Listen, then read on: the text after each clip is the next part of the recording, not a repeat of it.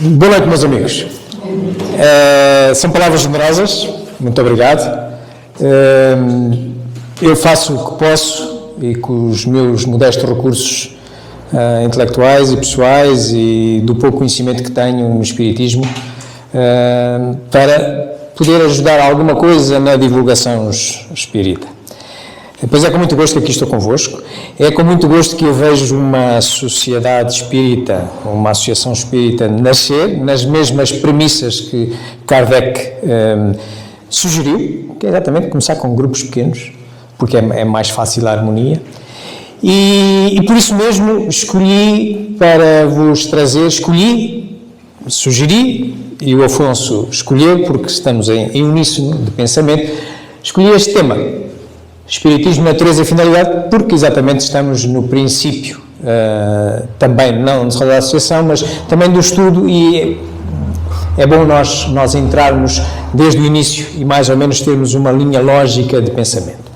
Mas como em todas as reuniões espíritas, e sem ser nenhum ritual, que o espiritismo não tem, já vamos ver essa relação com as religiões, durante a nossa palestra, sem ser por nenhum ritual, mas apenas para nos harmonizarmos, para nos unirmos melhor, para tornarmos a nossa mente mais aberta para a comunicação que vamos fazê-la aqui entre nós, mas também noutras dimensões para nós. Vamos fazer uma prece, vamos orar, vamos conversar com Deus. E tal como Jesus Cristo nos ensinou, uma prece deve conter 3 momentos. Um primeiro momento é de louvar, um segundo momento de agradecer e depois um momento de pedir. Então, louvemos a Deus pela maravilhosa obra que nos é dada a observar todos os dias e nos seus detalhes magníficos. De alguma forma, o que aqui está hoje a acontecer, esta união, este grupo que está aqui a formar, esta casa, também responde a um efeito de causas milenares, causas da sua criação. Louvado seja o Senhor por isso, por esta obra maravilhosa que funciona como escola da vida, onde nós hoje nos encontramos também num desses momentos. Agradecemos ao Senhor, e porque falamos na escola da vida, agradecemos ao Senhor que aqui e agora, nesta casa, que também é escola para além de ser hospital, como é qualquer associação espírita, nós nos podemos ter cruzado com esta doutrina maravilhosa, esta filosofia e ciência espírita, que nos ajuda a retirar umas orientações de boa conduta, chamada conduta ético-moral, que são as consequências de quem estuda o Espiritismo, para melhor progredirmos e mais rapidamente. Portanto, agradecemos ao Senhor que muito bem podermos saber exatamente porquê nós cruzamos todos com esta filosofia, que é uma muleta excelente, não é a única. Jesus Cristo não era espírita, quem dera a todos nós estar como Ele. Mas é um bom apoio. Agradecemos ao Senhor essa possibilidade. Por fim, vamos pedir ao Senhor, porque imperfeitos somos, que nos ajude. Que nestes momentos em que vamos estar aqui, trocando opiniões uns com os outros, nos tranquilize, nos ajude a concentrarmos no que vamos debater, nos permita sermos críticos no bom sentido, questionando, interrogando e criando um bom ambiente para connosco, que nos vemos uns aos outros, mas também com os espíritos e a equipa espiritual desta casa que nos assiste e está presente. Bem-aja. Muito bem, meus amigos. Então, como eu vos disse, este vai ser o tema de hoje. Claro que falar de espiritismo obriga a que nós saibamos o que é, a sua natureza, qual é a sua finalidade.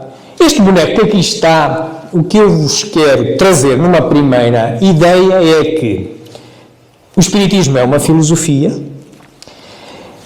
parte do conhecimento que ele detém tem natureza científica porque é possível nós comprovarmos, é possível nós experimentarmos e testarmos, e deste esforço todo retiram-se orientações ético-morais. Por isso eu ponho ali ética, já vamos ver adiante que há uma diferença entre ética e moral. Por isso eu ponho ali ética. E claro, vamos ver tudo isto de acordo com o que o codificador, Denisard Hippolyte Léon Rivail, que depois adotou o nome de Allan Kardec, assim definiu. E nada melhor do que revisitarmos como isto tudo aparece. 31 de março de 1848, em Harrisville, nos Estados Unidos da América, manifestações de forças inteligentes intervinham assinalam o surgimento do espiritismo no plano físico, assinalam o surgimento do espiritismo através da fenomenologia mediúnica. A seriedade desses acontecimentos teve imensa repercussão até mesmo na Europa. Os fenômenos ocorreram numa tosca cabana, residência da família Fox, adeptos da Igreja Metodista. No primeiro diálogo registrado entre as irmãs Fox e o espírito de um mascate de nome Charles Rosbach, usaram-se letras do alfabeto para a formação de palavras, mediante convenção de que a cada letra corresponderia a determinado número de pancadas. Estava, portanto, descoberto o processo adotado para as comunicações entre os dois mundos. Pode-se dizer que o fenômeno das mesas girantes, que se seguiu aos acontecimentos de Harrisville, preparou o advento do espiritismo, despertando o interesse dos homens de ciência, dentre eles o professor Rivail ou Allan Kardec.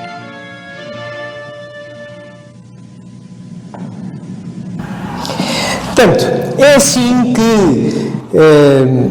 nasce o interesse de Allan Kardec, do professor Rivail, pelos fenómenos que ele mais tarde veio a designar espíritas, porque ligados com o espírito. Começou com aquelas pancadas, aqueles fenómenos em Hydesville, do outro lado do mar, nos Estados Unidos da América.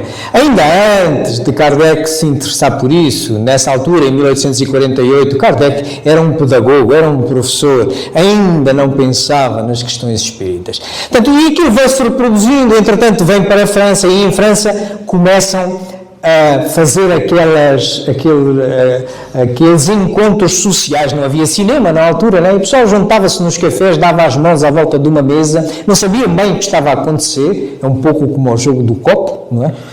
Não sabiam bem o que estava a acontecer, mas havia ali coisas engraçadas e tal, e movia-se, e havia umas mensagens que apareciam. E Kardec foi chamando a atenção naquilo tudo, mas ele estava a ver mais do que aparentemente mostravam aqueles movimentos das mesas e que as pessoas achavam muito piada aquilo. Ele estava, mas não, este fenómeno tem de trás uma inteligência, portanto, se tem uma inteligência, nós não estamos a vê-la, devem ser os espíritos. Bom, e é assim que nasce de facto o interesse de Kardec, e ele, numa obra que eu recomendo a todos ler, que ele considera como sendo uma obra fundamental, nós às vezes aqui em Portugal, mas em todas as partes do mundo por onde eu tenho também passado e tenho tido contacto com o movimento espírita, temos a tendência em considerar o que nós chamamos a codificação básica, 5 obras. Livro dos Espíritos, Livro dos Médiuns, Evangelho segundo o Espiritismo, Céu e Inferno e Gênesis. Não, se vocês forem ao catálogo racional para fundar uma biblioteca espírita, publicado por Kardec logo após a morte, ele deixou aquilo escrito em 69 e logo no mês a seguir, em abril, depois de ele morrer, é publicado isso. Vem lá, 11 obras. Essas 5, que nós normalmente costumamos falar, mas também esta, por exemplo. Também vem a Revista Espírita, também vem uma série de outras obras.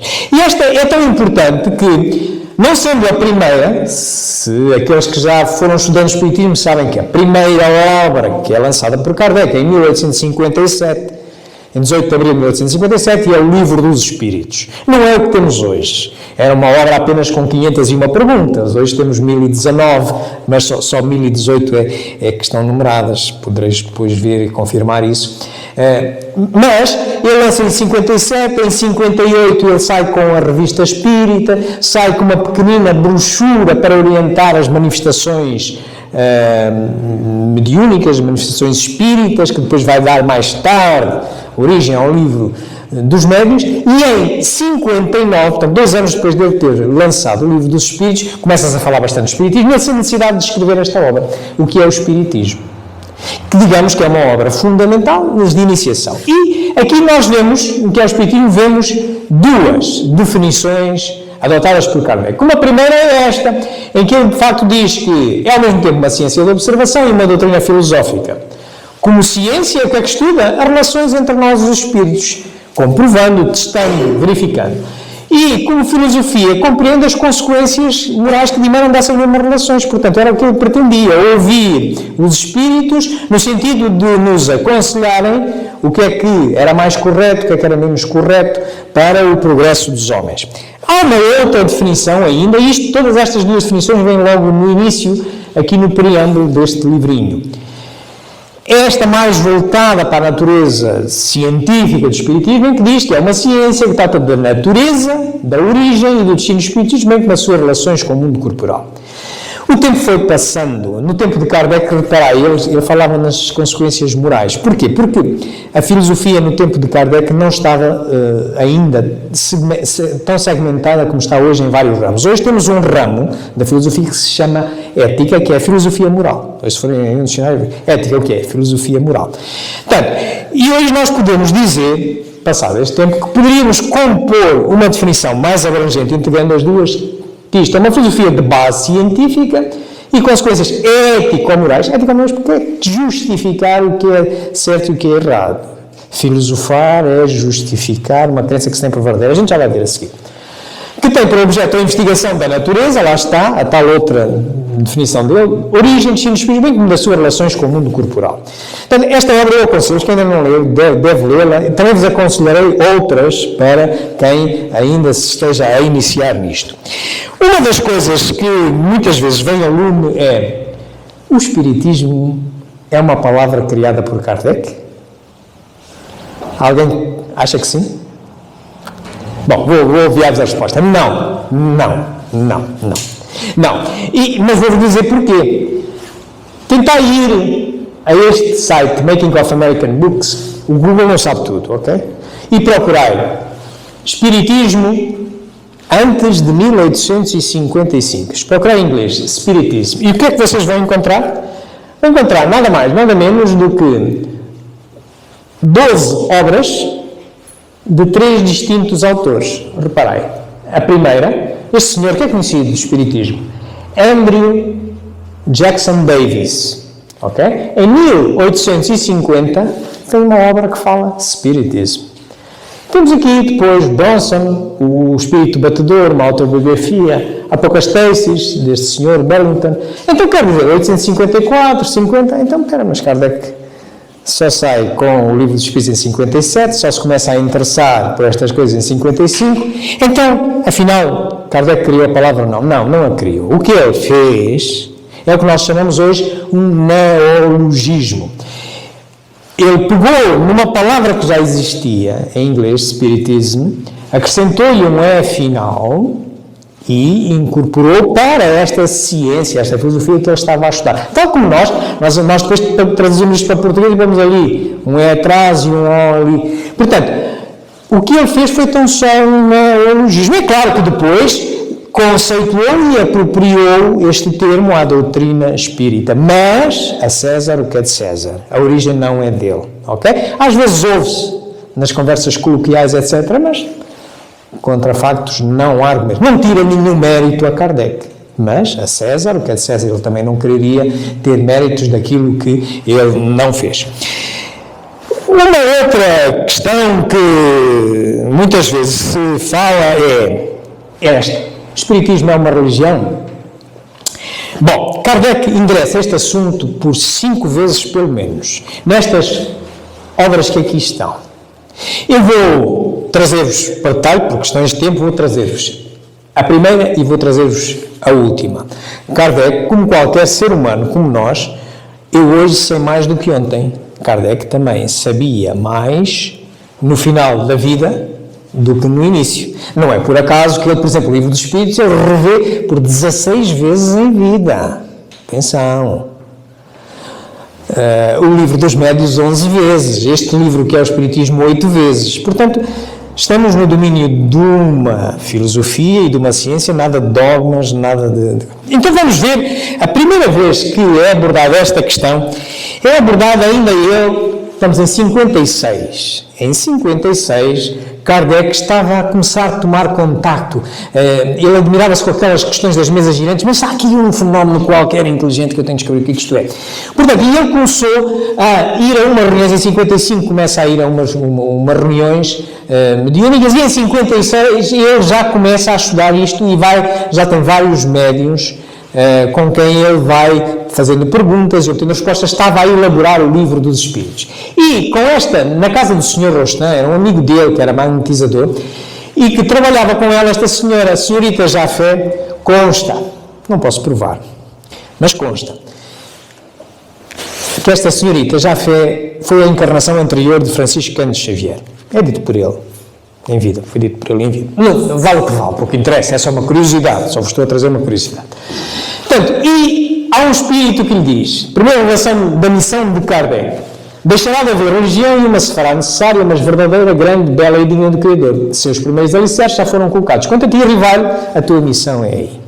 E depois aparecem mais mensagens, mas a mais atualizada em vida por Kardec é um famoso discurso que está na Revista Espírita, no número de dezembro de 1868. Então, os meses ele morreu. Eu não sabia que ia morrer em março, em 31 de março de 1869. Mas em dezembro de 1868, ele publica um discurso que ele tinha feito no dia 1 de novembro desse ano, no dia comemorativo dos mortos. E nesse discurso, isto é uma transcrição do discurso, vocês podeis depois vê-lo em profundidade, e ele diz, se é assim, perguntar, então o Espiritismo é uma religião? E ele diz, ora sim, no sentido filosófico, o Espiritismo é uma religião, porque é a doutrina que funda os vínculos da fraternidade e da comunhão de pensamentos, não sobre uma convenção. Oi, mas ele está a dizer que é uma religião? E ele depois diz assim, então, mas porquê é que temos declarado que não é uma religião? E ele diz, é a razão de não haver senão uma palavra para exprimir duas ideias diferentes, que na opinião geral, a palavra religião é inseparável de culto, prosperta exclusivamente na forma que o Espírito não tem.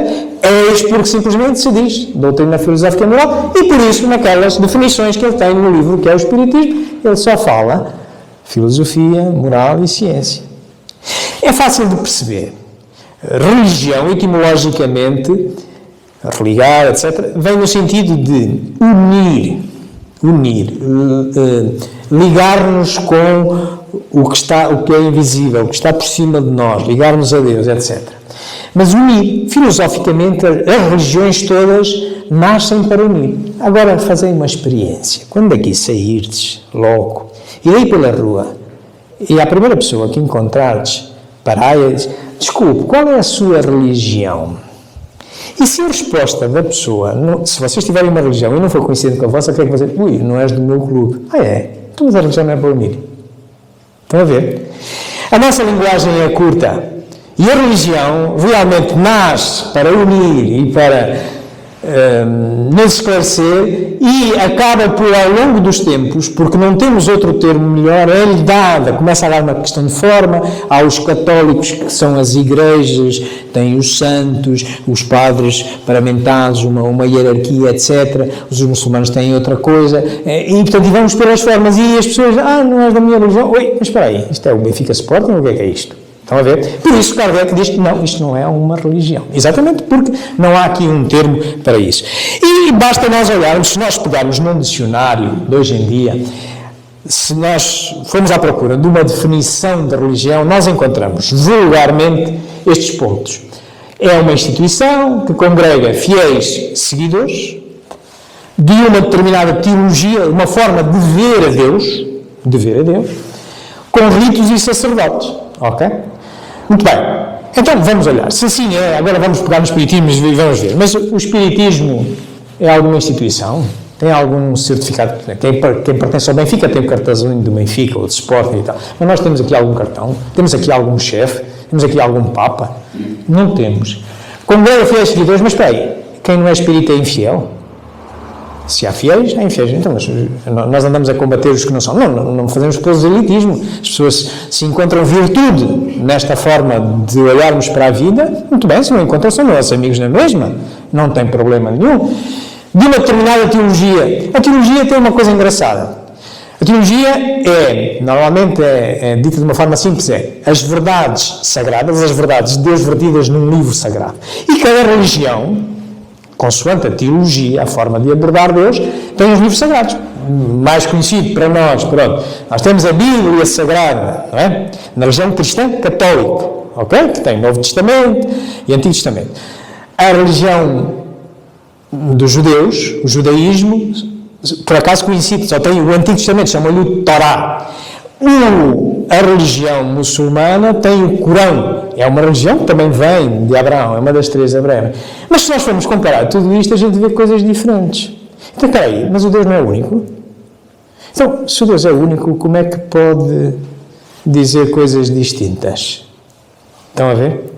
O problema é que somos nós, com a nossa imperfeição, que interpretamos o que nos parece ser Deus e quer dizer Deus e o vertemos. Portanto, e nós não temos isto. Não temos um livro sagrado. Tudo está em discussão no Espiritismo. Devemos fazer as perguntas todas, devemos questionar. Tudo está em discussão. É um convite ao pensamento, ao racionalizar a nossa fé. Com ritos e sacerdotes, bem, há aqui algum sacerdote, algum rito, o Afonso é aqui algum sacerdote, ou os dirigentes da casa é algum sacerdote, ou eu, não, ninguém é, somos todos aprendizes, estamos todos aqui para aprender uns com os outros. Então, meus amigos, posto isto, não vejo como se possa considerar o Espiritismo uma religião, de forma nenhuma. Muito bem, então, fiquemos com a definição que nós vimos em Kardec e com esta tríplice vertente. Portanto, é uma filosofia, como é todo conhecimento começa a ser filosófico. E já vamos ver porquê. Uma ciência e depois deste conjunto todo, da investigação que se faz sobre isto, filosófica e científica, saírem umas orientações de conduta, chamadas ético-morais, mas justificadas, por isso é que é da ética. Vamos olhar então para a filosofia. Mas olhar para a filosofia vai-nos obrigar a olhar para o que é a realidade e a verdade e onde é que o Espiritismo, afinal, bebe esta sua natureza. Vamos começar por ver o que é a filosofia num filmezinho.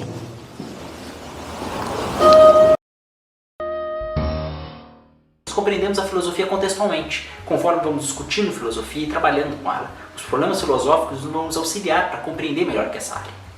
Nós não temos uma definição precisa acerca da natureza da filosofia, mas nem por isso nós não podemos trabalhar com algumas caracterizações gerais.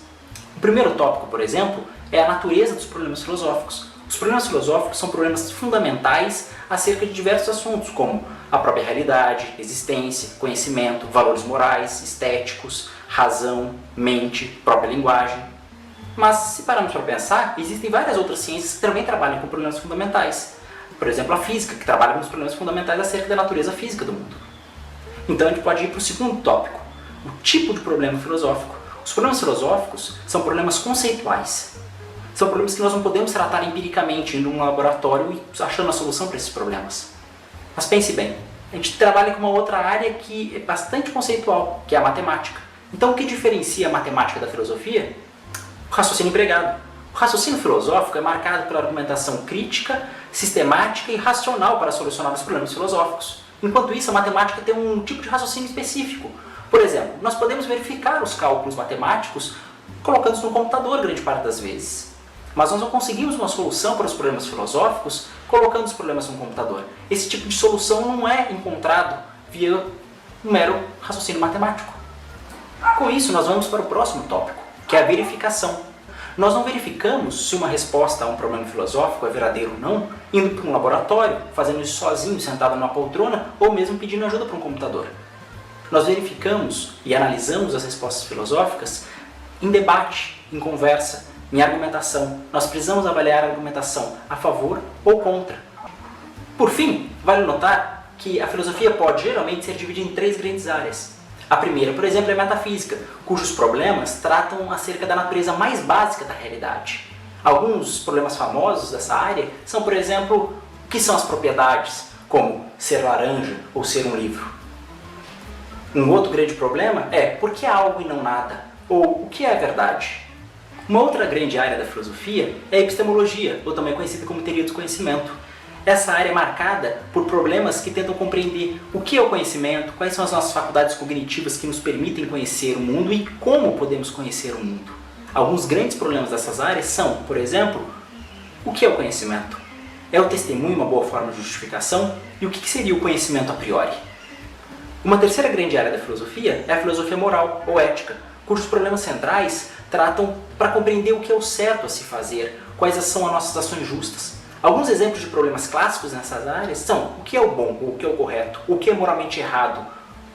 Em ética prática temos, por exemplo, o aborto permissível? A eutanásia é moralmente correta? Fascinating. Estão a ver a natureza filosófica? A natureza filosófica é isto, é a contrarrestação de opiniões. Nós evoluímos filosoficamente, conversando, discutindo saudavelmente. Não é a estalada. Não há outra solução, porque não há aqui uma máquina calcular, por exemplo, na matemática, que também é abstrata como a filosofia, nós temos uma calculadora, fazemos as contas e vemos se assim está certo, mas na filosofia não é possível. Na filosofia nós temos que contrarrestar verdades. Isto leva-nos a entender uma questão essencial que muitas vezes nos obvia problemas, que é as questões da verdade e da realidade. O que é que dizia Platão, que é conhecido como o pai da filosofia? Ele dizia que a filosofia é o amor ao saber. E eu pensei, mas o que é o saber? O saber é a busca do conhecimento. Então, e o que é o conhecimento? É a busca contínua da verdade. Mas há aqui um problemazinho com a verdade. É que a verdade absoluta é inconcebível para o homem. Queres ver? Vamos ver um filmezito e tirar as vossas conclusões. A ver o que é que vos parece. Isto passa-se num museu do Norte de África.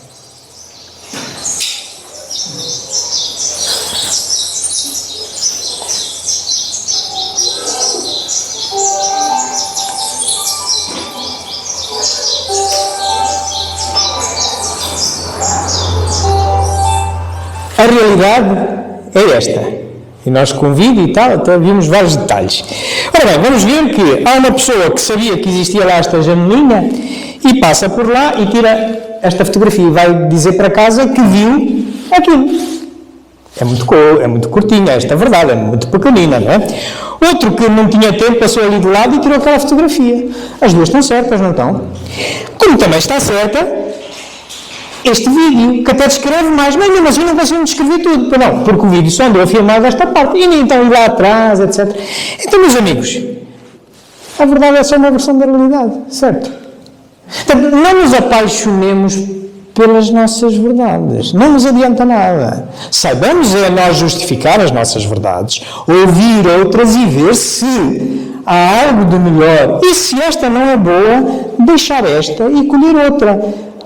Nós estamos aqui para conversar, para sairmos todos com uma verdade melhor do que aquelas que tínhamos. Portanto, quem se põe a apaixonar pela verdade vai se dar mal. Pensando, porque ninguém consegue atingir a verdade absoluta. Isso exige uma perfeição que só Deus consegue em qualquer campo do nosso conhecimento. Portanto, o homem está muito longe de entender isto. Por isso, a filosofia não pode trabalhar com a verdade. Trabalha com o conhecimento, que é a busca contínua da verdade. O Espiritismo também. Então, Kardec não reviu 16 vezes o Livro dos Espíritos. Só para vos dar um exemplo. E o primeiro só tinha 501 perguntas. E hoje já há 1019. Então, então você assim, o Kardec é homem, não é Deus. É como nós. Somos todos estudantes. E temos que ir melhorando. Portanto, o Espiritismo, enquanto filosofia, se assim é, também não trabalha com a verdade, mas apenas com o conhecimento. Estamos aqui para evoluir, para adaptar também o Espiritismo aos tempos modernos. Há coisas que o Espiritismo, Kardec não contou. Dou-vos um exemplo. Vão lá à lei moral da reprodução a ver se ele fala nas relações homossexuais. Vão lá. A terceira parte do livro dos Espíritos não fala. Mas, no entanto, se calhar aqui no atendimento fraterno, se calhar, se ainda não apareceu, pode vir a aparecer. Um problemazinho destes. E a pessoa tem que dar resposta. E ele deixou dados suficientes para a gente dar resposta. Podemos depois conversar sobre isto. Mas só para vos dizer, ele na lei moral da reprodução, só fala em 2 tipos de relação. Só fala a relação de sexos distintos ou o celibato. Claro que, se a gente olhar bem, uma relação homossexual, está parecida com o celibato, mas a lei da reprodução visa 2 objetivos: o amor e permitir que outros espíritos possam assumir um corpo. Se todos fôssemos homossexuais ou celibatários, acabavam-se as encarnações, não pode ser. Mas Cristo, por exemplo, foi celibatário. Há pessoas, Madre Teresa de Calcutá, dirigentes da Igreja Católica, conhecidos também. Portanto, o que conta aqui é o amor, mas não podemos, que é verdade, não podemos ser todos assim. Não pode ser, senão então acabavam-se as reencarnações. Portanto, há formas de serve o amor encantado da vida, mas quer se queira, quer não serve a outra parte. Mas sim, mas depois há o princípio da reencarnação, a gente volta, tem outras oportunidades. Estão a ver? Portanto, mas não está escrito, Kardec não falou nisto, pois não, na homossexualidade. Mas hoje temos que falar nisto. Muito bem, então o que é o espiritismo perante isto tudo? É a metafísica e a ética moral. E quando se fala, quais são os problemas aí que interessa à filosofia? É as questões das causas primeiras, o espiritismo procura as causas primeiras, da relação com dimensões não perceptíveis e volta-se para as questões morais. Por exemplo, estamos no decurso de uma, a eutanásia, já se com aborto, etc., por aí adiante. Ok? Vamos olhar então porquê que assim é. Foi em 1854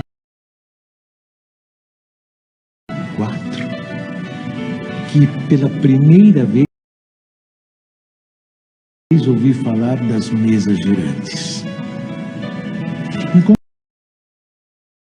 Encontrei um dia o magnetizador, o Sr. Fortier, que conhecia desde muito tempo. Disse-me ele que já não eram somente as pessoas que podiam se magnetizar, mas também as mesas, conseguindo que elas caminhassem e girassem à vontade. O fato não me pareceu radicalmente impossível. O fluido magnético, que é uma espécie de eletricidade, pode perfeitamente atuar sobre corpos inertes e fazer que eles se movam.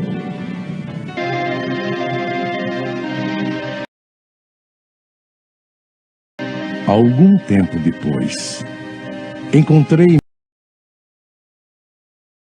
novamente com o Sr. Fortier, que me disse ter um fato muito mais extraordinário. A mesa não só se movia, como também falava. Interrogada, ela respondia através de sinais. Eu estava, pois, diante de um fato inexplicado, aparentemente contrário às leis da natureza e que a minha razão repelia. Sabia apenas que as experiências eram realizadas em presença de pessoas honradas e dignas de fé. O Sr. Carlotti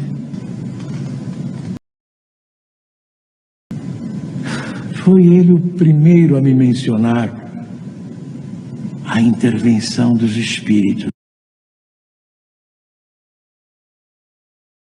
Estão a ver? Estão a ver aqui a natureza filosófica a funcionar. Ele observa determinados fenómenos, vê as possibilidades, cria as possibilidades e admite que uma possibilidade é ser os espíritos, porque estão ali fenómenos inteligentes. A um fenómeno, a um efeito inteligente tem que corresponder uma causa inteligente.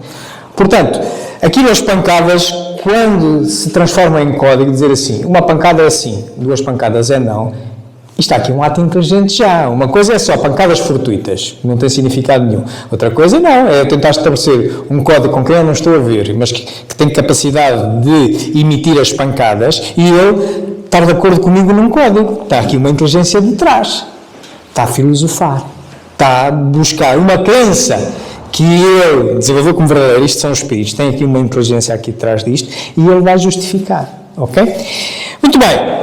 Filosoficamente, o Espiritismo justifica várias bases filosóficas. Contudo, as mais comuns São estas que aqui estão. Mas se forem à Wikipédia vão encontrar 19. Lá está, verdade e realidade são... Nós só vemos a realidade segundo uma nossa verdade, mesmo as 19 não são todas. Mas pronto, nós vemos uma parte, a parte que nos facilita melhor o nosso estudo, o objetivo como queremos estudar e o nosso nível de conhecimento. E encontramos a justificação destas todas aqui neste livro, que é de natureza essencialmente filosófica, o Livro dos Espíritos. Portanto, um Deus único, Espírito, comunicabilidade do Espírito, se há Espírito, há comunicabilidade do Espírito, nós somos Espíritos, estamos a comunicar. Mas também há uns que não têm corpo que nós não vemos, mas também comunicam connosco.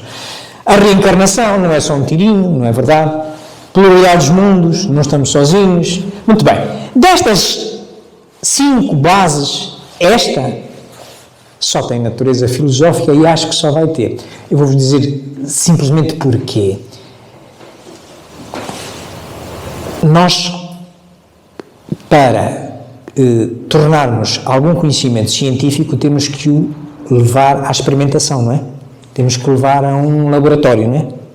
Portanto, e quando a gente leva a um laboratório, é preciso, vamos tirar medições, medir, avaliar. Este ente é único. Se é único, vou medi-lo com o quê? Com o metro, com o litro, com a grama? Onde é que ele está para eu o ensaiar e deduzir umas leis como ele funciona? E onde é que nos podia levar? Ok? Agora, as outras, sim, hoje em dia já há natureza científica para elas. Mas vamos ver então aqui um filmezinho que nos vai mostrar exatamente a natureza exclusivamente filosófica. Na minha opinião, não vai ser possível ao homem, por estas razões que eu vos disse, nunca levar Deus a um laboratório. Impossível. Agora, filosoficamente, pela razão, sim. Tem que haver uma causa para todos os efeitos, não é? Vamos ver aqui um... O Espiritismo tem na existência de Deus o seu princípio maior. Deus é eterno, imaterial, imutável, único, todo-poderoso, soberanamente justo e bom.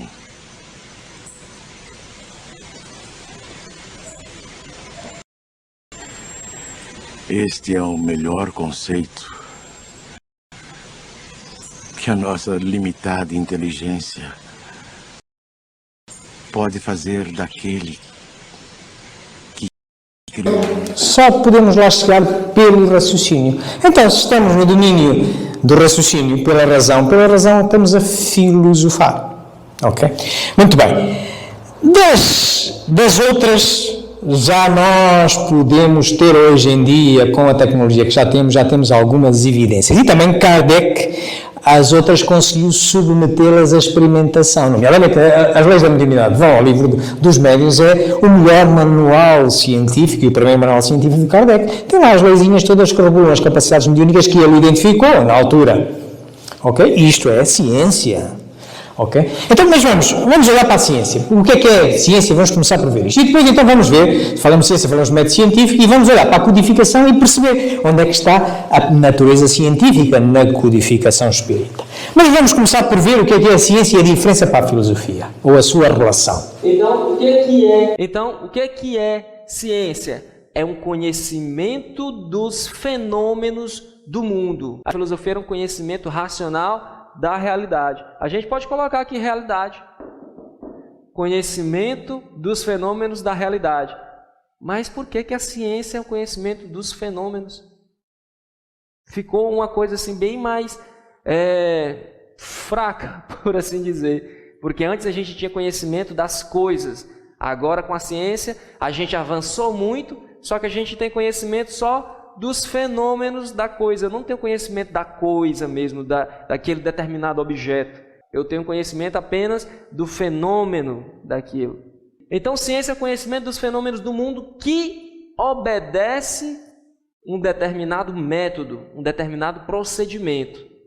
Uma observação, eu olho o nosso mundo, a realidade, os fenômenos que aparecem para mim, detecto um problema, lanço uma hipótese, fraco, Hipotérmico, estou com hipotermia, estou com a temperatura baixa. Hipótese, eu tenho uma resposta, só que essa resposta é fraquinha ainda. É uma resposta, é uma possibilidade de resposta. Então, se eu tenho ainda uma possibilidade de resposta, eu não tenho uma resposta. Como é que eu vou conseguir a resposta? Fazendo testes. Depois desses testes é que eu posso dizer se essa minha hipótese se transforma numa tese, se transforma numa resposta que vá resolver aquele determinado problema. Tá bom? E se eu gerar resultados que possam se tornar leis gerais e universais, aí, meu querido, eu tenho ciência. Vamos ver. A ciência é filha da filosofia porque todo o conhecimento começa pela razão, certo? Nós adiantamos hipóteses. Hipo, pequeno, baixo, é a primeira. E depois de várias hipóteses, uma delas, aquela que for a melhor verdade internamente, chama-me tese, mas sempre disponível para venha outra e ser substituída. Portanto,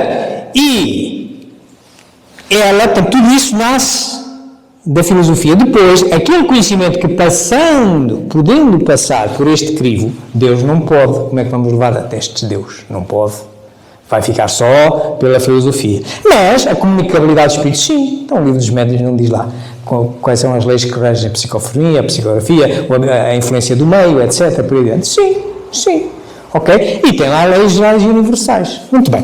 Então, quer dizer, este método científico, o que é? Grosso modo tem estas que nós vimos ali. Portanto, a gente começa por observar um determinado fenómeno. Kardec observava também um fenómeno. Começou por observar. Mas as mesas a girar, mas espera aí, mas obedece a um código, isto tem que ter uma inteligência aqui de trás e tal. Vai fazer umas perguntas para perceber bem.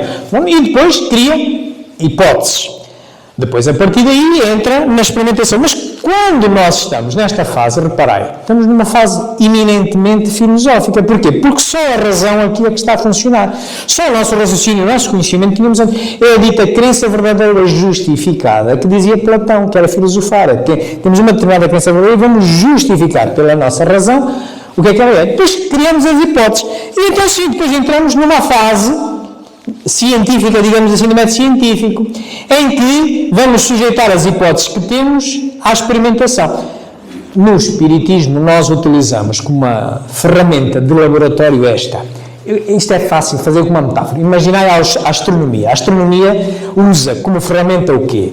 Uma luneta, não é? Que é para ver lá os corpos celestes. Para nós, qual é a luneta que a gente usa para ver o outro mundo? É a mediunidade. Ok? Aí está. Portanto, este é o nosso laboratório. E então vamos experimentar, vamos tirar conclusões, vamos documentar e vamos continuar. Vão aparecer novos fenómenos, vamos continuar. E aqui temos o que dizia, se Platão, como pai da filosofia, dizia aquilo. Houve um aluno seu, de nome Aristóteles, que chegou à conclusão que havia, no conhecimento todo, que é possível endereçar pela razão, portanto, na filosofia, havia um conjunto de conhecimentos que era possível comprovar. Repare, crença verdadeira justificada e comprovada, temos a ciência. Ok? E repare, o Espiritismo assim é. Repare, um apontamento filosófico dos melhores que o Espiritismo tem. Olha, nesta obra, o Evangelho segundo o Espiritismo, se vocês forem ao capítulo 19, tem por título A Fé Move Montanhas. Vão ao parágrafo 7, está lá uma das frases lapidares, lindíssimas. Fé inabalável é aquela que pode fazer frente à razão em qualquer idade da humanidade. Soa-vos a raciocínio? A mim soa. É preciso nós justificarmos a nossa fé. Ok? Sabemos porque é que Deus existe, porque é que o Espírito tem que existir, porque é que a reencarnação tem que existir. Portanto, e claro, quando partimos para a experimentação, e esta é a obra primeira de Kardec de natureza científica, dos médicos, experimentar, mas sempre com muita razão e muito cuidado. Reparem, nesta obra, se vocês forem ao capítulo 20, está lá um item, 230, uma mensagem do Espírito Erástico, e diz assim: melhor é recolher 10 verdades do que crer numa mentira ou numa teoria errónea. Portanto, a gente vai experimentando, e temos várias hipóteses, claro, só vai passar aquela que realmente for a melhor naquela altura. Mas, mesmo assim, e Kardec refere na sua última obra, também de natureza científica, a Gênese, Ele diz, logo, no capítulo 1, parágrafo 55, diz assim: o espiritismo como ciência vai a par das outras, vai ao lado das outras. Se em algum momento uma verdade melhor se revelar, ele a aceitará, porque estamos no domínio da filosofia e da ciência. Não estamos no domínio religioso, de dogmas, de verdades absolutas que ninguém lá chega. Nem sequer as religiões que julgam ter descoberto a verdade absoluta. Não é possível. Ok? Portanto, esta é a natureza do espiritismo. Ok? Muito bem. Então, posto isto, olhando agora para a codificação, vamos ficar-nos um bocado da básica e um bocadinho da iniciação. Todas estas obras que aqui estão são fundamentais, consideradas na perspectiva de Kardec. São 11 no final, vão ao catálogo racional para fundar uma biblioteca espírita, de abril de 1869, e vão encontrar isso. Ora bem, reparem, nós tínhamos aqui Deus é essencialmente filosófico, é verdinho, ok? Aqui estas, não, o Espiritismo já consegue identificar parte filosófica e parte científica, de experimentação, como é que funciona a comunicabilidade, a reencarnação, enfim. E se olharmos para as obras que aqui estão, o Livro dos Espíritos tem na realidade as duas vertentes, filosófica e científica.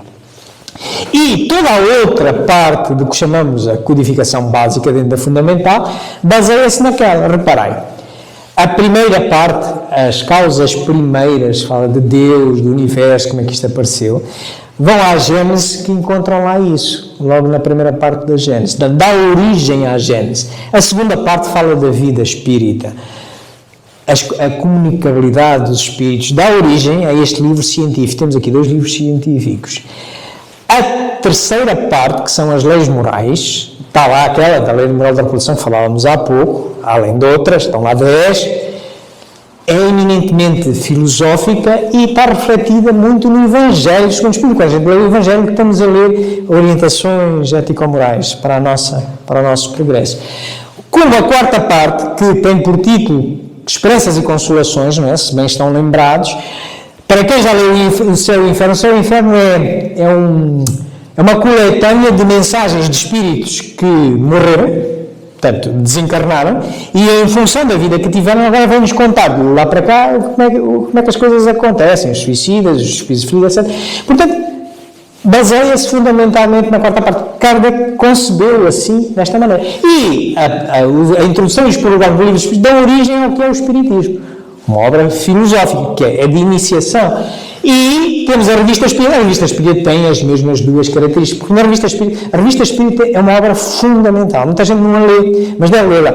Sabem porquê? Porque a Revista Espírita é uma fonte da codificação. Se vocês tiverem cuidado de ler, vão verificar que Kardec ia pondo aqui o que ele ia analisando em cada momento e depois ia somando coisas e construía uma destas obras ao longo do tempo. A Revista Espírita começa de 1858 e até ele morrer, ele vai morrer e depois continua. Portanto, a sequência cronológica que elas aparecem, ela aparece de facto em 1857, depois aparece aqui a Revista Espírita, depois 59 ali o que é o Espiritismo, né? Depois Livro dos Médiuns, Evangelho, Céu e Inferno, e a última é esta. Okay? E agora poder-se-á perguntar, então, mas como é que a gente vai estudar o Espiritismo? Kardec também disse, em 1861, vamos colocar-nos no tempo, hein? Kardec morre em 1869, mas em 1861 sai o Livro dos Médiuns. E no Livro dos Médiuns, se forem ao método, vocês vão encontrar isto que ali está. Diz assim, Kardec responde a essa questão, porque quem quer ter noções primárias na altura, o que é que existia na altura? Só existia o Livro dos Espíritos, tinha saído em 57. A Revista Espírita tinha saído em 58. O que é o Espiritismo em 59. O Livro dos Médiuns que acabava de sair. Não havia nem Evangelho, nem Céu e Inferno, nem Gênesis. Mas ele já logo nessa altura diz assim, esta é a sequência, meus amigos. Reparem, é de 59 logo para cima, o que é o Espiritismo. Esta é a obrazinha que eu vos recomendei logo de início. Exatamente, que é uma obra de iniciação, para a gente perceber o que é. Depois disto, da gente ler esta, o Livro dos Espíritos, e depois o Livro dos Médiuns, e a Revista Espírita. E ele diz assim, é uma variedade coletânea de fatos, explicações teóricas e interesses e que representam, de certo modo, a sua leitura, isto são palavras de Kardec, será mais proveitosa e, sobretudo, mais inteligível se for feita depois do Livro dos Espíritos. Isto é, convém que a gente depois que é o Espiritismo, o livro dos Espíritos, e depois já pode, a partir daqui, começar a ler a Revista Espírita. Exatamente porque a Revista Espírita, ele baseia-se sempre no que está na Revista Espírita. Aquilo que é importante passa para as obras seguintes. Outras coisas estão lá também, e importa também verificar. Mais ou menos, olhando para hoje, para as obras todas, portanto, nós vimos o que ele pensava em 61, mas ele depois, até 69, foi produzido mais uma série de obras. Portanto, e hoje dir-vos-ia assim, se alguém ainda não começou a estudar Espiritismo, ou algum amigo que vos pergunte, eu dir-vos-ia assim.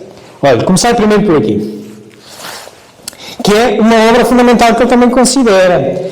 O resumo da Lei dos Fenómenos Espíritas é, em abril de 1864, está na Revista Espírita, e aquilo é tão importante que fez uma pequenina brochura. É rápida de ler. Se vocês tiverem a Revista Espírita, esta noite leiam, são 23 parágrafos, antes de dormir, e dá-vos uma perspectiva muito resumida do que é o Espiritismo.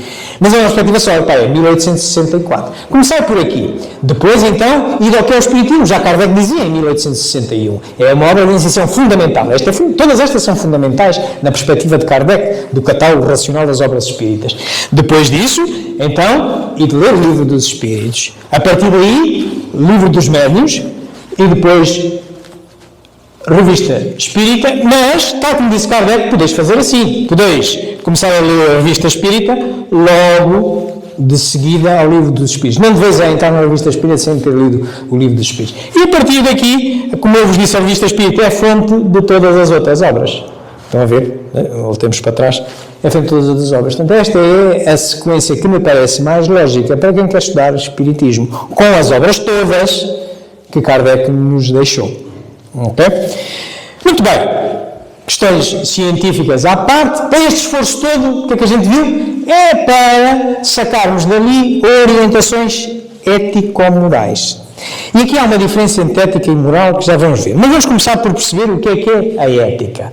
E claro que essas questões, falar de ética e falar de moral, significa dominar bem o que é bem e o que é mau, perceber isto, e depois perceber o que é a lei de Deus. Vamos começar por ver o que é isto da ética, como ramo da filosofia. A filosofia contemporânea hoje é dividida em 3 pilares, sendo elas a ética normativa, a ética aplicada e a metaética. Vamos conversar um pouco sobre essas áreas? A ética normativa é a sub-área da ética que estuda os princípios que determinam o que é certo ou errado, bom ou mal, em respeito ao caráter e à conduta que devem ser aceitos. Mas note bem, a ética normativa não estuda como as pessoas efetivamente pensam ou agem, mas sim como elas deveriam pensar ou agir. Por isso ela é chamada de normativa, uma vez que estuda quais seriam as normas ou os princípios que deveriam ser aceitos. Vamos pegar um exemplo? Pense, por exemplo, no problema de saber quais são as ações corretas. Deveríamos levar em consideração, quando julgamos se uma ação é correta ou não, apenas as consequências que essas ações trazem, ou devemos pensar também nas intenções dos agentes que cometeram essa ação? Olha esse caso. Imagine que tem um serial killer apontando sua arma para um parque de diversões. E ele atira, mas, sem saber, ele matou um terrorista que estava com quilos de bomba no corpo e explodiu todo o parque. A ação do serial killer é correta ou incorreta? Por um lado, podemos pensar que a ação é correta, uma vez que matar um terrorista cheio de bombas traz boas consequências. Ou seja, ele evitou dor e sofrimento futuro. Por outro lado, se pensarmos nas intenções do serial killer, não parece que essa ação foi correta, uma vez que ele não queria matar um terrorista. Ele queria matar qualquer pessoa que estivesse passando e ele escolhesse. Vejamos uma outra área da ética, que é a ética aplicada. Nesta área, visamos trabalhar, de um ponto de vista moral, os problemas particulares da nossa vida pública e privada. Grande parte dos problemas em ética prática, na verdade, tratam de compreender como devemos aplicar as normas e princípios, estudados pela ética normativa, em casos particulares. Vamos ver um exemplo, que é o caso da eutanásia. Na ética aplicada, grande parte dos problemas são de conseguir entender como que as normas vão funcionar no dia a dia, porque em muitos casos parece que existem dilemas morais, onde alguns princípios que aceitamos parecem se contradizer um com o outro. A ética é uma sub-área da filosofia moral que visa compreender a própria natureza da ética e o significado das expressões morais. Como a gente viu, na ética normativa, nós estudamos as normas e os princípios que deveríamos aceitar para determinar o que é uma ação correta ou incorreta. Mas diferente disso, na metaética, nós não estamos perguntando quais são as ações corretas, mas sim o que faz uma ação ser correta ou incorreta. Então, diferente da ética normativa, a metaética não tenta determinar quais são as normas, ou seja, não é normativa. E diferente da ética prática, a metaética trabalha com problemas muito mais abstratos. Um problema famoso na metaética, que é a distinção entre fato e valor. Bom, como eu disse, essas três áreas, ética normativa, ética aplicada e metaética, são três sub-áreas da ética, mas essas distinções são um pouco frágeis, porque existem problemas que tratam de um ou mais problemas ao mesmo tempo. Alguns problemas até muito atuais, e que o Espiritismo também se deve pronunciar sobre eles. Mas, claro, tudo isso radica, como eu disse, nas questões do bem. A moral é a regra de bem proceder, isto é, de distinguir o bem do mal. Funda-se na observância da lei de Deus. O homem procede bem quando faz tudo pelo bem de todos, porque então cumpre a lei de Deus. Acabamos de ouvir uma pergunta que está na parte terceira do Livro dos Espíritos, que fala sobre o que é o bem, o que é o mal, o que é a moral. E diz isto, reparem, a moral funda-se na observância da lei de Deus. Vamos atentar nesta frasezinha, porque às vezes temos que meditar. A linguagem é curta, mas a gente tem que meditar pelo menos. Se há alguma coisa que se funda, eu fundo-me sobre este soalho, não é? Estou fundado neste soalho. Eu não sou o soalho. Então está algo debaixo de mim ou está algo de trás de mim. Se funda que me produz. Então, a moral é um produto de quê? Da observância da lei de Deus. Ora bem, então nós temos a lei, vamos imaginar, hoje se pegarem no Diário da República, vão lá ver um decreto-lei. O que é que significa observar esse decreto-lei? Significa lê-lo, interpretá-lo, com quê? Com a razão, certo? E pode não conseguir interpretar tudo, nós somos imperfeitos, mas o essencial, e sacar dali o quê? Umas indicações morais de conduta. Estão a ver o que é moral? A moral são um conjunto de regrinhas que resultaram deste processo, que pode ter erros. Porquê? Porque é produzido pela nossa cabeça imperfeita. Dou-vos um exemplo simples. Nós vamos olhar para as questões moral, ética e as consequências éticas morais. E vamos corrermos de um exemplo que vem no Livro dos Espíritos, a pena de morte. E vocês vão questionar-se a vocês próprios se ela é moral ou se é imoral, se é ética ou se é antiética. Mas para aquecer motores, vou-vos mostrar um simples exemplo. Eu estou a ver aqui senhoras hoje de calças. Hoje é moral em Portugal, não é? Que as senhoras usam calças. Foi sempre assim? Não. Espera aí. O Espiritismo pode reger-se por uma coisa que num tempo é bem e noutro tempo é mal? Estas mesmas senhoras que hoje estão aqui e que é moral aqui em Portugal, hoje, vão ali ao Afeganistão. Aparecem lá de casa e a ver o que vai suceder? Vão ser apedrejadas. Lá é imoral. O Espiritismo pode andar com uma coisa assim tão flexível, que é a mala da coisa. Então, a moral tem a ver com os costumes sociais. Ok? E resulta deste processo. Vamos olhar agora como se pode distinguir o bem do mal. O bem é tudo que é conforme à lei de Deus, e o mal é tudo que dela se afasta. Assim, fazer o bem é proceder de acordo com a lei de Deus. Fazer o mal é infringir essa lei. Fazer o bem é tudo a fazer a lei de Deus. Fazer o mal é... Pena de morte, é moral ou é imoral? O que é que acham? Ok, olha, é as duas coisas. E olha para este mapa mundo que aqui está. Os países azul já foi abolida a pena de morte. Em Portugal foi abolida há 150 anos atrás. Isto é, hoje, em Portugal e nestes países azul, Já não é bem proceder que um juiz mande tirar a vida a um assassino que se prova em tribunal naquele momento que matou outro. Mas já foi bem proceder, hoje não é. Mas nesses países a vermelho, a data de hoje, por exemplo este aqui, bem conhecido.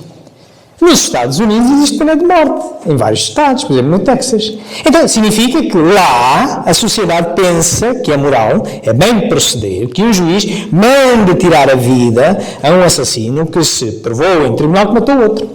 E também já sabemos que há casos de se terem enganado. Então quer dizer, ela é imoral, é moral e imoral. O espírito não pode... Então se este juiz, se o juiz fosse espírita, aqui pensava que era moral e aqui pensava que era imoral? Não. Estamos no domínio de uma filosofia, ou é ou não é, e há que justificar. Então vem a ética, porque a filosofia é moral. Meios de distinguir por si mesmo o que é bem do que é mal? Sim, quando crê em Deus e o quer saber. Deus lhe deu a inteligência para distinguir um do outro. Então, agora se a gente perguntar, pena de morte é ética ou antiética? É antiética em qualquer tempo e cultura. Mas espera aí, se eu agora disse isso, agora tenho que justificar. Porquê é que dizes isso? É simples. É um raciocínio possível. Diz assim, como é que o homem pode saber? Através do raciocínio, através da inteligência.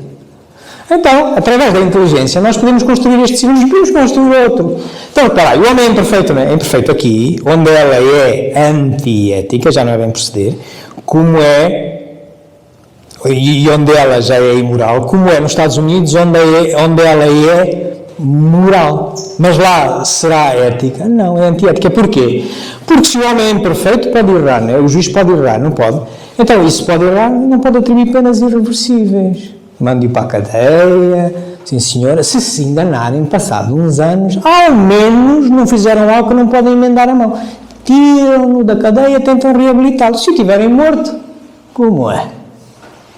Portanto, é antiética em qualquer lugar, onde ela seja moral ou onde seja imoral. É claro, no tempo de Kardec, ele não falava muito de ética porque a filosofia não tinha evoluído assim, mas ele dá a resposta sobre a pena de morte. Reparei, mais adiante, na pergunta 760... Desaparecerá incontestavelmente e sua supressão assinalará um progresso da humanidade. Quando os homens estiverem mais esclarecidos, a pena de morte será completamente abolida da terra. Os homens não terão mais necessidade de ser julgados pelos homens. Portanto, o Espiritismo, o que é que faz? Porque é uma filosofia e pauta-se pela ética. Não é assim quando diz a um amigo nosso, bem proceder faz isto e aquilo. Não, tem que dizer porquê. Porquê que é assim? Não é porque o dirigente do centro espírita ou o amigo faça, não, tem que saber porquê. É isto que o Espiritismo convoca. E nós todos temos a ferramenta, todos, e todos temos. O progresso é individual para todos. O progresso é individual e começa por ser intelectual e depois moral. Ao longo do tempo vai ser moral. Mas é com todos, ninguém se esconda, porque só vai atrasar a sua vida. Ninguém se diz, estudar não é para mim. Sim, vai ser governado pela cabeça dos outros. Siga, vai bater com a cabeça, mas não vai evoluir. Estamos aqui todos, fomos criados simples e iguais, estamos aqui todos para trabalhar. Todos para trabalhar. Portanto, pelo conhecimento, o Espiritismo aponta justificadamente o comportamento correto, que por sua vez altera os comportamentos da sociedade. Quando a gente justifica porque é que é bem proceder, estamos a dizer, faz assim. É a indicação moral, ok? Mas está justificada, portanto é a ética moral. Porque o mal é sempre o mal. Mesmo que todos o pratiquem. E bem, não deixa de o ser porque ninguém pratique. E esta história de que toda a gente faz, não serve para o espírita. Não serve, meus amigos. Não serve mesmo. Que pensais da divisão da lei natural em 10 partes, compreendendo as leis de adoração, trabalho, reprodução, conservação, destruição, sociedade, progresso, igualdade, liberdade e, por fim, a de justiça, amor e caridade. Essa divisão da lei de Deus em 10 partes é a de Moisés e pode abranger todas as circunstâncias da vida, o que é essencial. Podes, pois, adotá-la, sem que por isso tenha qualquer coisa de absoluta, como não o têm os demais sistemas de classificação, que dependem do ponto de vista sob o qual se considere uma coisa. A última lei é a mais importante. É por meio dela que o homem pode adiantar-se mais na vida espiritual, visto que resume todas as outras. Isto é um resumo das leis morais que vêm na terceira parte do Livro dos Espíritos, e lá é dito também, vocês precisam de catalogações. Pronto, essas 10 servem, mas não estão todas cá. Não, tanto, então isto, de alguma forma, o que é que nos faz soar em relação àquele último vídeo que a gente viu, que era a ética? O Espiritismo é, pois, uma ética normativa e aplicada à conduta moral, certo? Porque tem estas normas, mas justificando porque é que é bem proceder, porque é que é mau proceder, de acordo com estas leis naturais ou leis morais. Bom, meus amigos, era isto que eu tinha para vocês. Eu, para vos trazer estas coisas, consultei estas obras que aqui estão. Fomos falando ao longo delas. Os filmes que fomos vendo estão aqui. Este é o meu primeiro e último livro, neste momento, até ao momento, Espírito, Pensamento Sistémico e Espiritismo. Se quiserem, posso trazer. Que também falo destes assuntos. Vocês poderão encontrar, nomeadamente neste livro, numa primeira parte em que eu falo da necessidade de pensar sistemicamente, aquilo que vimos, realidade e verdade, e depois, olhando para o sistema de defesa da vida, compreenderão também isto que nós acabamos de conversar. Poderão encontrar, para aqueles que forem mais tecnológicos, digamos assim, também podem encontrar este livro nesta livraria Buboc Portugal. Podem descarregar digitalmente, mas se quiserem livro físico, até tenho alguns no carro, se precisar, e descarregar lá. Eu, como habitualmente faço nas minhas palestras, estou a gravar esta palestra e daqui a amanhã vou pô-la neste canal, Espiritismo JG, é só escreverem no Google Espiritismo JG, e também, neste momento, estou a transmitir em direto para um canal de Facebook, que é o mesmo, Espiritismo JG. Também tenho aqui o meu e-mail, se quiserem, para além do tempo que agora vamos ter para conversarmos, alguma coisa que fique pendente ou queiram falar comigo, tem aqui espiritismojg@gmail.com. E pronto, meus amigos, estarei à vossa disposição para qualquer pergunta que me queiram fazer sobre este tema. Então, meus amigos, vamos terminar da mesma maneira como começamos. Não porque seja um ritual, mas porque filosoficamente é a forma ético-moral mais adequada para se terminar uma reunião. Louvando a quem nos permitiu, agradecendo e pedindo ajuda de novo. E isso chama-se uma prece. Então, vamos unir-nos todos, vamos sintonizar-nos todos entre nós com os entes espirituais que nos acompanham, a equipa espiritual desta casa que aqui está. E vamos agradecer a Deus, a este Criador único, chamemos-lhe o que quisermos chamar, Deus, Alá, Brahma, único, Criador universal, que nos criou, que nos faculta esta possibilidade de hoje conversarmos, meditarmos sobre o que é bem proceder, sobre o que é mais correto. Isto é digno de louvor, isto é um ato da maior inteligência possível. A gente não se dá conta, por todos os dias é a vida de nossa, mas isto é um ato tão inteligente. Nenhum homem poderia criar isto. Louvado seja o Senhor por esta sua obra. Mas agradecemos-lhe a possibilidade que nos acaba de dar de nós nos adiantarmos um bocadinho mais pela troca de opiniões, o exercício do nosso raciocínio, o exercício desta ferramenta maravilhosa que Ele nos deu, a nossa inteligência, no sentido de sairmos daqui com a nossa fé mais racionalizada, como é dito no Evangelho segundo o Espiritismo, capaz de enfrentar a razão em qualquer momento da humanidade. Isso deve-se a este facto de nos termos cruzado agora, hoje e aqui, mas também com um conjunto de valores e de ideias que vem vertido nesta doutrina, outras há, mas que nós sem querer, sem sabermos explicar muito bem porquê, demos com ela, é a nossa multinha. Agradecemos ao Senhor essa aparente este acidentalismo com que nos trouxe aqui a esta escola. Mas por fim, vamos pedir também ao Senhor, a Deus, que, conhecedor, como Ele é da sua obra, se é sua, Ele conhece-nos no mais íntimo, nos mais pequenos detalhes, e Ele sabe que nós somos imperfeitos. E Ele sabe que muitas vezes nós vacilamos, e Ele sabe que muitas vezes queremos desistir.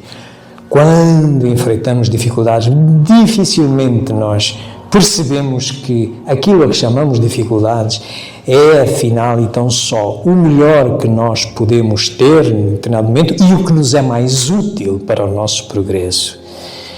Mas, dada a nossa incapacidade de ver a realidade, vamos pela verdade mais simples, que é achar-nos vítimas, achar-nos desgraçados. E isso leva-nos a que emocionalmente queiramos desistir e muitas vezes nos atiremos pelo precipício de suicídios e de outras coisas que eticamente não estão certas. Nesse momento, vamos pedir a Deus, nesses momentos de dúvida que a todos afeta, vamos pedir que nos ilumine, que nos envie boas sugestões através da espiritualidade superior, dos mentores espirituais desta casa, dos amigos, físicos, encarnados ou não, mas que nos tragam luz e nos ajudem a sair desses transes momentâneos que todos cruzamos. Bem-aja, meus amigos.